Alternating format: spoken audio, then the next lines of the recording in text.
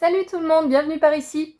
On est au printemps, ça fait quelques mois depuis la dernière vidéo que je vous avais faite, je crois un peu avant les fêtes de Noël, pour vous donner plein d'idées. Et donc, entre-temps, j'ai lu d'autres choses, j'ai fait de très très bonnes lectures, de très belles découvertes.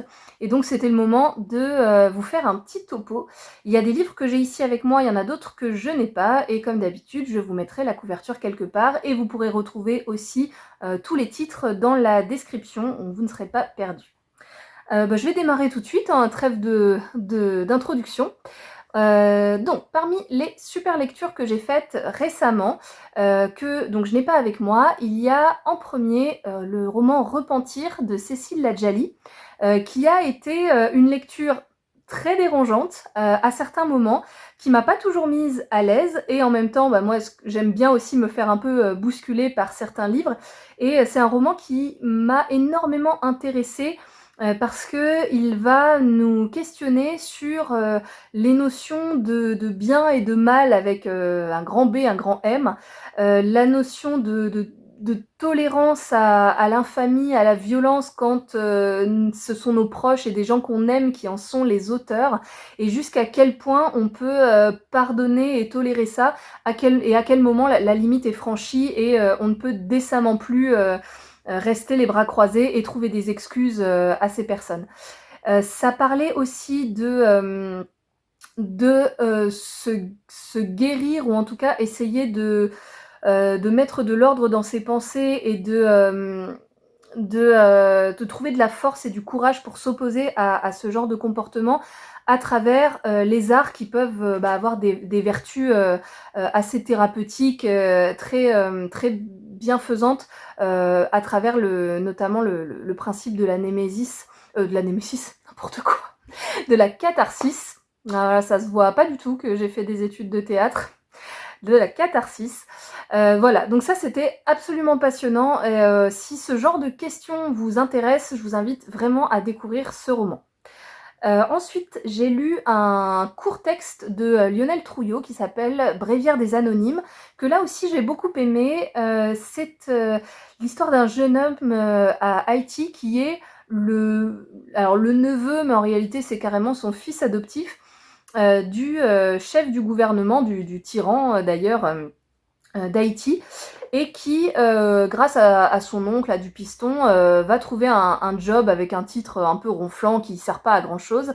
On va lui proposer de classer une grande bibliothèque qui a été léguée à l'État, et dans cette bibliothèque, il y a des tas d'ouvrages sur les grands hommes qui ont fait l'histoire, des grands noms, etc. Et en fait, lui, il adore ça, parce qu'il adore l'ordre, il adore la discipline, le fait de classer des trucs, c'est vraiment un job parfait pour lui.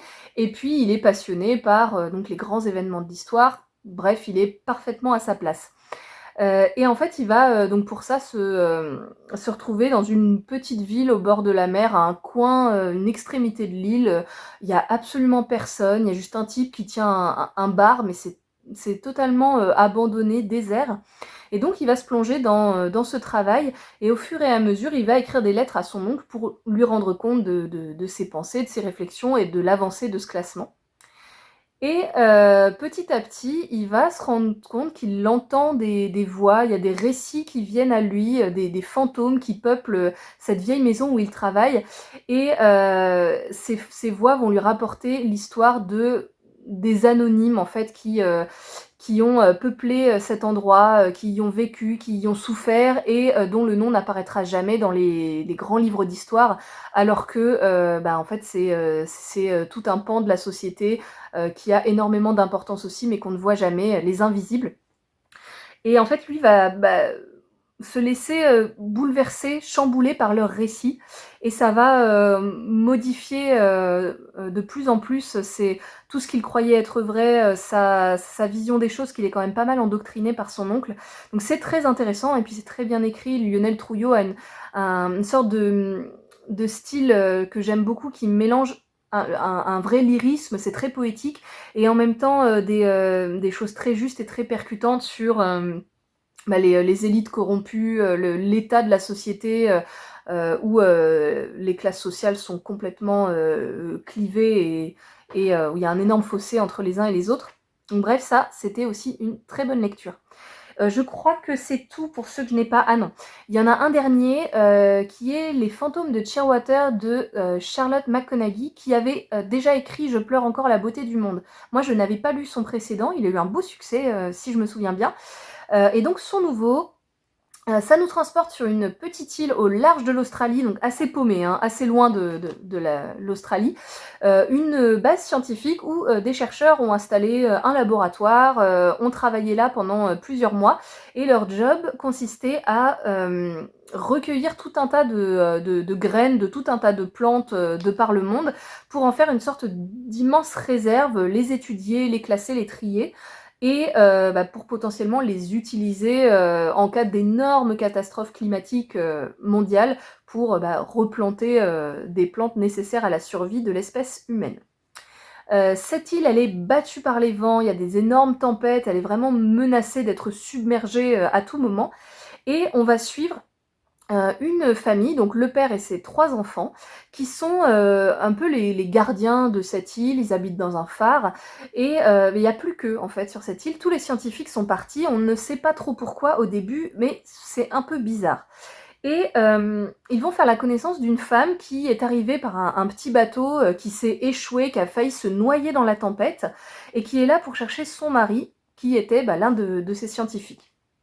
Et pareil, ses motivations à elle, son histoire au début sont assez mystérieuses. En fait, tous les personnages qu'on va rencontrer ont des secrets, cachent des choses, et entre eux, tous ces personnages, il va y avoir au début une grande méfiance parce qu'ils savent rien les uns des autres, et puis la situation est un peu suspecte. Et donc ils vont à la fois poser des questions, essayer de s'épier, de choper des informations, de gagner la confiance, tout en restant quand même à bonne distance. Et en fait, petit à petit, ils vont bien être obligés de se rapprocher, de collaborer, parce qu'en fait, ils en ont besoin. Ils sont 5, 4, ils sont 4 personnes, 5. Et le cerveau fonctionne pas trop là.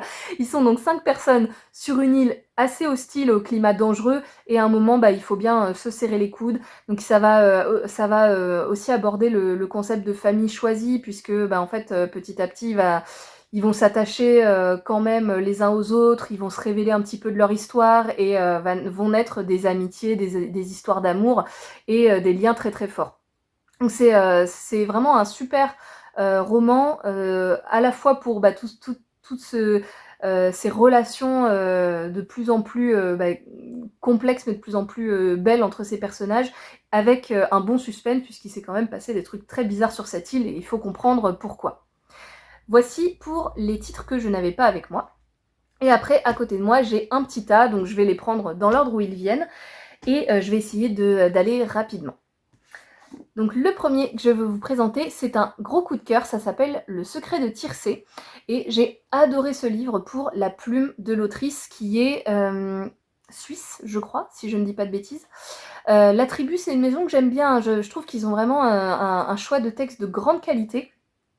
Et alors cette plume, je l'ai beaucoup aimée parce que je trouve qu'elle est à la fois très précise et très sensuelle. Tout ce qui est décrit, que ce soit les paysages, le goût des aliments, le toucher des matières, le bruit des vagues, du vent, etc. Enfin, tout ce qui est décrit en termes de sensations, je trouve, est très bien rendu. C'est très immersif, on a vraiment l'impression d'être plongé au milieu de la scène, et j'ai vraiment adoré. Voilà, ça m'a séduite dès les premières pages. C'est l'histoire d'une chasse au trésor de chasse au trésor, oui, si on peut dire ça comme ça, qui va se dérouler à 4 époques différentes autour d'un mystérieux poème qui aurait été écrit par Tircé, une disciple de Sappho, donc Sappho, poétesse qui a habité sur l'île de Lesbos il y a de ça très longtemps. Et en fait, on va suivre à plusieurs époques des personnages qui vont avoir un lien avec ce mystérieux poème. Donc un chanoine qui va tenter de le cacher parce que ce texte est considéré comme impie. L'Inquisition veut le récupérer, le brûler, le détruire, et lui il trouve ça scandaleux. Il ne veut pas trahir la mémoire d'une amie qu'il avait cachée avant lui, enfin bref, qui va se faire un devoir de le cacher. Puis ensuite, quelques siècles plus tard, un couple s'envoie des lettres et l'homme essaie de chercher ce poème pour l'envoyer à sa dulcinée, pour l'impressionner, gagner son amour. Et enfin, de nos jours, une doctorante, Paola, se passionne pour la littérature antique. Elle a l'opportunité de décrocher un poste prestigieux dans son université et la découverte de ce poème, donc si elle le retrouve en entier, pourrait vraiment être une énorme découverte, non seulement pour elle personnelle, parce qu'elle y tient particulièrement, mais aussi pour sa discipline tout entière. J'ai beaucoup aimé le personnage de Paola, qui est une jeune femme qui cherche sa légitimité, qui essaie de prendre confiance en elle, qui est dans un deuil impossible à faire de sa grand-mère, qui était une cantatrice qu'elle aimait plus que tout, la seule personne qui la comprenait. Enfin voilà, j'ai aimé énormément de choses dans ce roman, je le trouve très sensible, très beau. Et le suspense est bien mené, et la conclusion de toute cette chasse au trésor, justement, je l'ai trouvée super intelligente. J'ai beaucoup aimé la conclusion. Ensuite, alors ça fait partie des livres que je n'ai pas fini, non pas parce que c'est pas bien, mais parce que je commence toujours plein de livres en même temps. Il faudrait que j'arrête de faire ça, mais c'est comme ça. Donc je l'ai commencé, je le finirai un jour, je sais pas trop quand, mais vraiment ce que j'en ai lu pour l'instant m'a beaucoup plu. Donc ça s'appelle Les Sœurs démentes d'Essie, d'une autrice indienne, Tashan Mehta, qui est publiée chez La Talente, donc une excellente maison d'édition, qui fait de la littérature de l'imaginaire. Et alors là, moi j'aime beaucoup parce que c'est vraiment de la littérature de l'imaginaire avec un très grand I. C'est-à-dire qu'on est plongé dans un monde où on n'a pas de repères, où notre cerveau est vraiment obligé de fonctionner à fond les ballons parce qu'on a tout à imaginer, la structure du monde, l'architecture, les corps, à quoi ils ressemblent, la végétation, les couleurs, enfin il y a beaucoup de... Ça nous dépeint en fait un monde qu'on n'a jamais vu et dont les lois physiques ne sont pas les mêmes que les nôtres. Et ça, moi j'adore parce que du coup en littérature de l'imaginaire, si on me dépeint que des choses dont je sais parfaitement à quoi elles ressemblent, comment ça fonctionne, il y a un peu moins de... Je suis moins paumée, mais du coup je suis moins dans l'imaginaire aussi. Donc ça c'est... comment le résumer? C'est l'histoire de deux sœurs qui vivent dans une baleine cosmique géante, déjà, voilà. Et dans cette baleine cosmique géante, il y a des tas de mondes, il y a des tas de portails qui permettent d'accéder à what mille mondes qui sont tous très différents les uns des autres. L'une de ses sœurs est assez heureuse de sa situation, sa mission pour elle a du sens, elle ne veut pas dévier de ce chemin-là, il y a déjà tellement à explorer à l'intérieur de cette baleine que voilà, ça lui convient. Et l'autre sœur, en fait, se questionne, elle se demande si elles sont les deux seules de leur espèce, ou si de par le monde il existe d'autres personnes qui leur ressemblent, et les frontières de ce qu'elle connaît lui semblent trop étroites, elle a envie de partir et d'explorer au-delà de cette baleine. Et voilà, et en fait je vais m'arrêter là pour le résumer parce que sinon ce sera vraiment assez flou et bizarre. Je vous encourage à le lire si vous aimez sortir de votre zone de confort, si vous aimez les récits complexes, si vous aimez ne pas tout comprendre et en même temps avoir cette sensation d'émerveillement d'avancer à tâtons dans quelque chose qui se révèle petit à petit et qui vous demande beaucoup d'imagination, tout simplement. On continue dans la littérature de l'imaginaire, cette fois avec un livre que j'ai lu en entier et que j'ai adoré. C'est La guerre des salamandres de Karel Čapek. Ça, c'est un grand classique. Ça a été écrit en 1936, donc absolument pas une nouveauté. Mais qu'est-ce que j'ai aimé. Je regrette de ne pas l'avoir lu avant parce que vraiment j'ai passé un excellent moment avec ce titre. Alors déjà, je trouve que Karel Čapek est brillant. Donc comme je vous le disais, ça a été écrit dans les années 30 par donc un auteur tchèque qui était contre le nazisme, qui était contre l'impérialisme, enfin qui était assez engagé, de même que son frère qui était peintre. En fait, ce sont eux deux qui ont, pour la petite anecdote, son frère a inventé le terme robot. qu'on utilise encore maintenant. Et c'est donc lui, Karel Čapek, qui a utilisé ce terme inventé par son frère pour la première fois dans une pièce de théâtre qui doit s'appeler RUR. À vérifier, je pense que c'est ça. Donc voilà, toujours intéressant à savoir, le mot robot vient de ces deux frères tchèques. Et dans ce livre, il ne s'agit pas du tout de robots, donc je digresse. C'est l'histoire de la déchéance de l'humanité par son aveuglement, son avidité et sa stupidité. Voilà, si on veut résumer ce livre, c'est comme ça. Et c'est absolument truculent, c'est hyper drôle, c'est très foisonnant, très inventif, très libre dans sa forme. On va avoir à la fois des récits à la troisième personne, on va avoir des articles de journaux, on va avoir des comptes rendus scientifiques, on va avoir des comptes rendus de réunions, on va avoir des réclames publicitaires, plein d'éléments différents pour nous raconter cette histoire. Et donc tout commence avec un capitaine de bateau marchand qui arrive sur une petite île, je crois que c'est en Indonésie. Et en fait, il va découvrir que dans l'eau vit un peuple de salamandres qui se déplace sur deux pattes, bipèdes, et qui peut aller cueillir les huîtres pour ramener des perles à la surface. Et donc le commerce des perles, c'est quand même bien lucratif. Et donc ce capitaine se dit, mais c'est génial, je vais adopter des salamandres, je vais les faire travailler pour moi, elles vont me ramener des perles et des perles et des perles, je vais monter un gros business et ça va être la fortune. Voilà comment ça commence. Et après, les choses vont prendre des proportions énorme. Le commerce de perles va exploser, la demande en ouvriers, esclaves, salamandres également. Donc elles vont s'exporter absolument partout. Il va y avoir des élevages géants de salamandres. Chaque pays, chaque entité commerciale internationale va vouloir les siennes. Et les choses vont complètement dégénérer. Vraiment, je vous invite à découvrir ce roman et un autre roman de Karel Čapek qui s'appelle La Fabrique d'Absolu, que je n'ai pas encore lu, mais qui a l'air de vraiment valoir le coup. Et en fait, voilà, Čapek, c'est un visionnaire. Moi, quand j'ai lu ce livre, j'ai vraiment eu l'impression, à des moments, que ça nous parlait, mais tout simplement du monde contemporain. C'est assez troublant. Enfin, vraiment, j'ai que du bien à dire de ce livre. Il y a vraiment des moments où on se marre. La situation est désespérante, hein. Au fond, c'est pas du tout drôle ce qui se passe, mais le ton de l'auteur est juste truculent.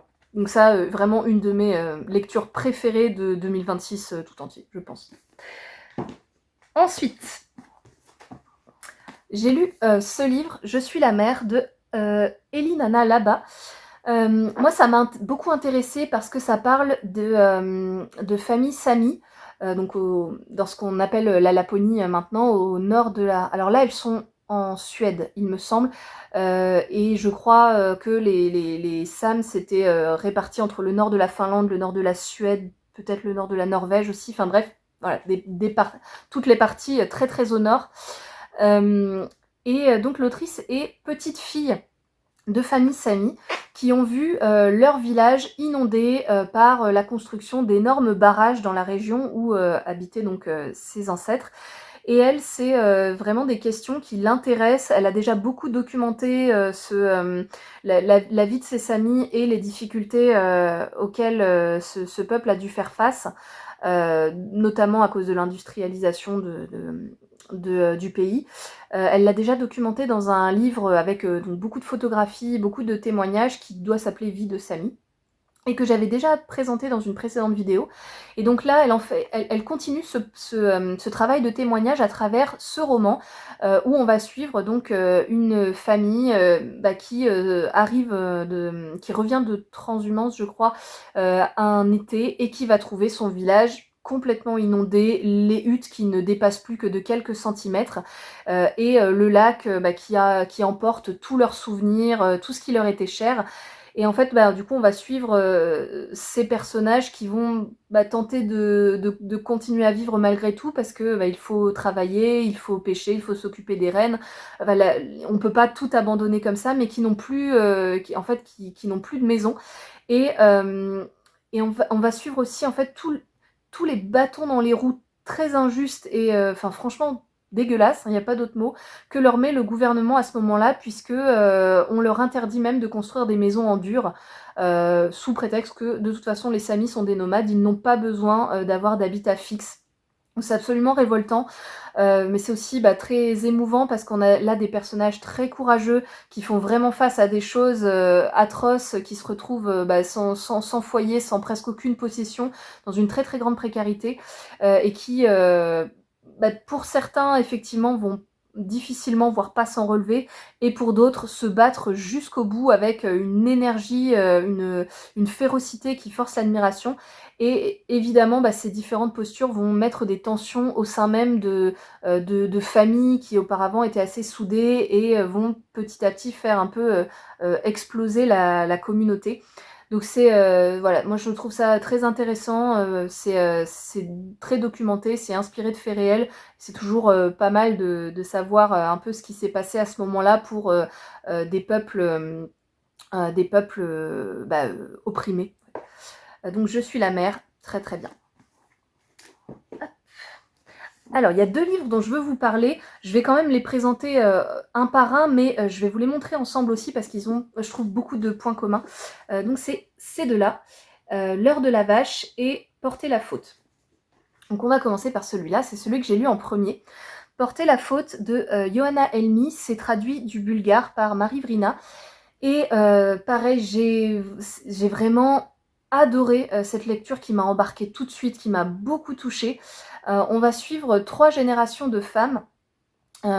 Donc une jeune femme qui doit avoir, je sais pas, elle doit avoir peut-être la fin vingtaine, quelque chose comme ça, qui a émigré aux États-Unis pour trouver du travail. Et en fait, toute son enfance très pauvre, enfin elle a vraiment vécu dans la misère.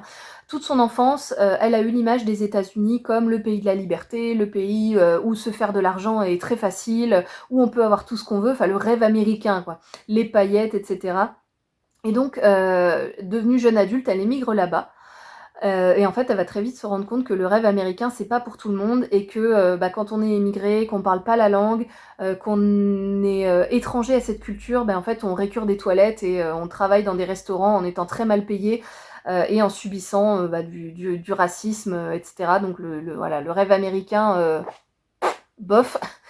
On va suivre également sa mère, qui a vécu pendant très longtemps avec un homme alcoolique et violent, et qui a vraiment porté des sentiments, une angoisse, une détresse assez lourde toute sa vie, et qui, malgré elle, a reproduit une certaine forme de violence sur sa fille en sachant pas la protéger et en fermant les yeux sur certaines choses parce qu'elle était déjà complètement débordée par la situation, elle vivait dans une très grande pauvreté, voilà, enfin psychologiquement ça n'allait pas du tout.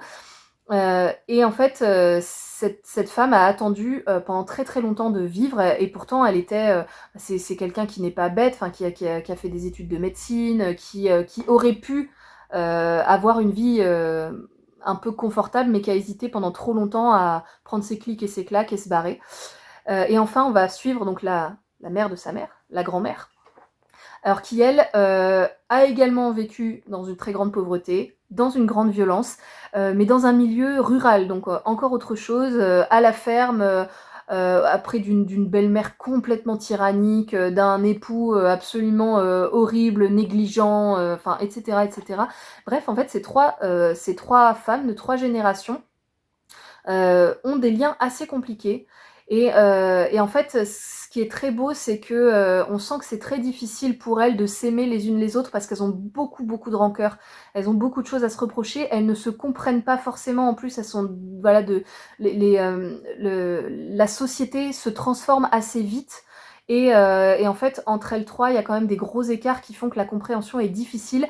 Et malgré tout, c'est le même sang. Elles partagent quand même beaucoup de choses malgré leurs différends, et malgré tout il y a toujours un pas vers les unes et les autres qui est possible, mais ça demande de prendre beaucoup sur soi, et je vous expliquerai les points communs entre les deux. Donc je vous parle de celui-ci, donc L'heure de la vache de, comment ça se prononce, Paitim Statovci peut-être. Ça, c'est un roman donc traduit du finnois et mais l'auteur est d'origine, kosovarde. Donc là, on est aussi sur, une histoire, d'expatriés, une histoire de famille, une histoire de violence, une histoire, qui va, nous parler de plusieurs générations. Un truc qui est tombé dans ma maison, je sais pas ce que c'est. OK, il y a des fantômes. Donc on va suivre, un petit garçon qui passe, tous ses étés, au Kosovo chez son grand-père maternel.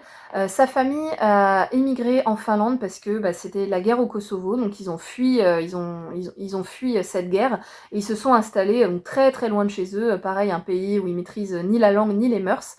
Mais ils reviennent l'été au pays et donc ce petit garçon, va, bah, passer des étés assez épouvantable, parce que donc son grand-père est un type absolument horrible et tyrannique. La le climat, là-bas, n'est fait que de crainte et d'angoisse. Personne n'ose, contredire ce grand-père qui se met dans des colères absolument terribles. Là-bas, un été en particulier, il va se passer, une série d'événements qui vont faire que ce petit garçon ne sera plus jamais le même et va en ressortir profondément traumatisé. Ensuite, on va le suivre adulte, il est devenu écrivain, il est, assez déprimé, il pense même à en finir parce que, enfin voilà, il est trop rongé par ses traumatismes, il n'arrive pas à éprouver la moindre joie dans la vie et sa mère à un moment, va l'appeler et lui dire, qu'elle veut retourner un été au Kosovo. Et lui, en fait, il sait pas pourquoi, mais il propose de l'accompagner. Comme c'est un espèce de réflexe comme ça, voilà, il propose ça alors que juste après, il dit mais qu'est-ce que je fais, pourquoi? Et donc il va y retourner avec elle sur bah, les traces de souvenirs très douloureux.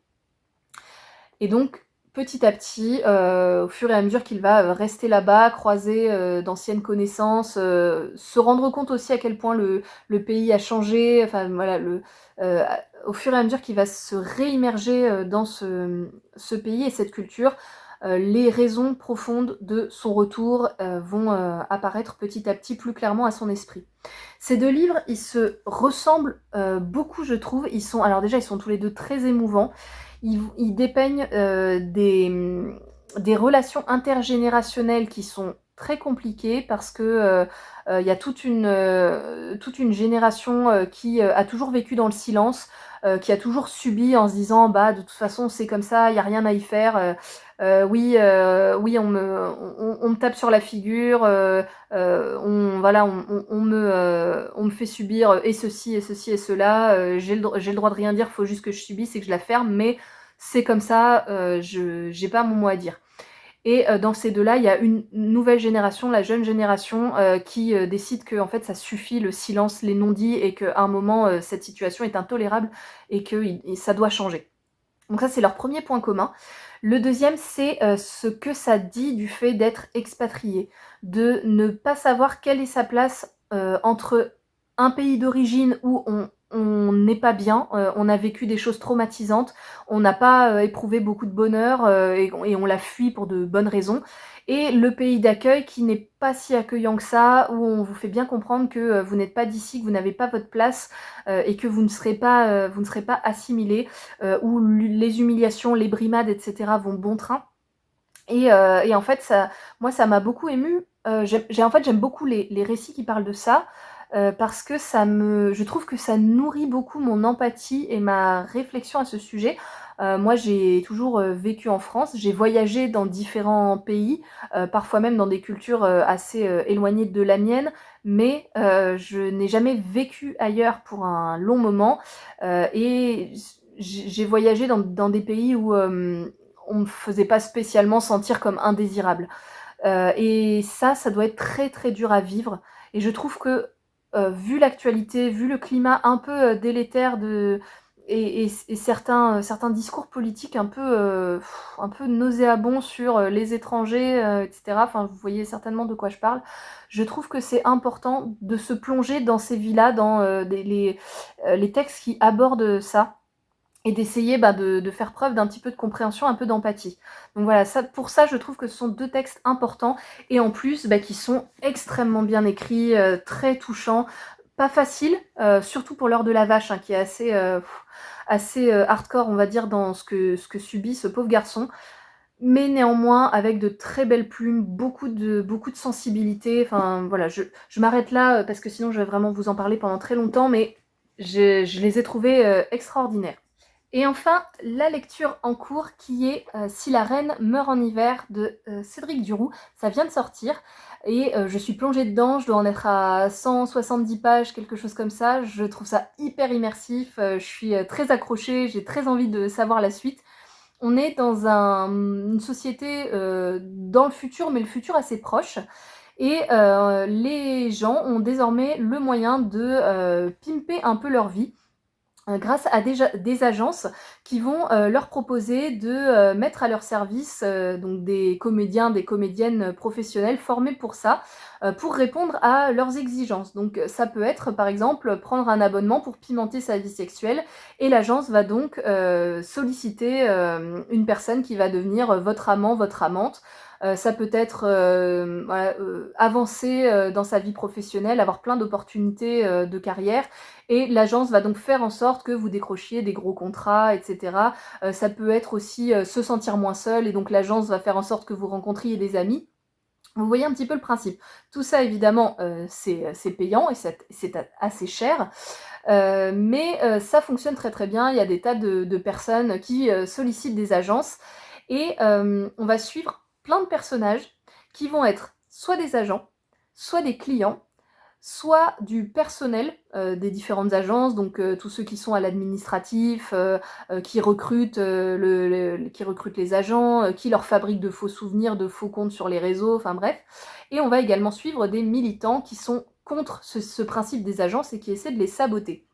Ce qui est vachement intéressant, c'est que pour certains personnages, c'est très clair qui est qui travaille pour qui, et pour d'autres, c'est beaucoup plus flou, et ça entretient un véritable suspense. On a beaucoup de personnages, on a beaucoup de situations très différentes, on voit aussi très bien comment ce système qui est très rodé, très huilé, qui est chapeauté par le ministère de la fiction, comment ce système peut très vite partir en cacahuète parce que ça mobilise énormément de monde, il faut que le récit soit cohérent de bout en bout et il y a quand même beaucoup de personnes impliquées dans chaque histoire personnelle, familiale, amicale, amoureuse, enfin bref, c'est un gros sac de nœuds tout ça.